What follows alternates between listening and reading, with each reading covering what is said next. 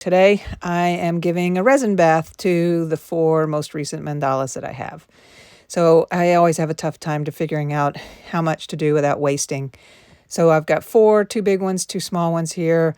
So I'm going to do 10 milliliters of resin. So it's 5 milliliters of the hardener and 5 milliliters of the other. And it's always hard to get it lined up. So realized I shouldn't pour over the rocks, so I moved the rocks. And now I'm going to try to get 5 milliliters in. I actually cut this a little bit because I poured some, and now it just needs a tiny bit more, so hoping I get it right. There we go. I think I got 5 milliliters. I did not just take a sip of that. I was looking at it closely to make sure I had 5 milliliters. So now the part 2 is going in. I will put in another 5 milliliters.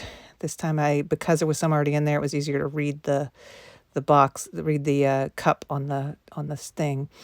So 5 milliliters going in. I think I got it right. Get that put away, wipe down. I love this resin because it's non-toxic, so it doesn't stink. And when I use the Krylon spray, oh my God, it emptied out the building, and they almost called the police on me because it was so stinky. Anyway, so I mix, get all the bubbles, try to get as many bubbles out of it as possible, and get it all combined really well as best I can. And then we're ready to go. So I generally just put it in my hands and start to add them. So I will start with the big red one and put a little bit in my fingers. Try not to make a mess. This stuff does make a mess. But that's it. I just kind of rub over each one. I love how the color starts to pop when the resin goes in. These are harder for me to photograph. I'm working on learning how to photograph these after the resin's on. That's why I tend to photograph them so much when before the resin. So, yep. So here I'll do the next big one. This was my little wildflower inspired one. Get that one nice and covered. It doesn't take a lot. I've actually put too much on before, and it ends up leaving a rim on the bottom because this is self-leveling. So this will all kind of slide down the side and cause a little rim.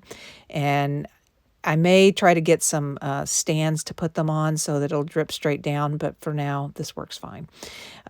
So you missed a spot there. I actually realized this didn't get fully erased, so I took a break and erased it really well, and then picked back up if you saw a slight change in thing. Look at that gold. Isn't that gold so cool once the resin is on there? I just love it. All right, so I got them resin, still had a little bit left. I think I could have probably easily done at least one more big rock. So now the next step is I got to blow the bubbles off of the surface. I still just use a straw. I do have a butane torch, but I've just been afraid to use it in the house. So for right now, I'm just using a straw, covering it up, and they will go sit in the garage for a couple days to cure. Thank you.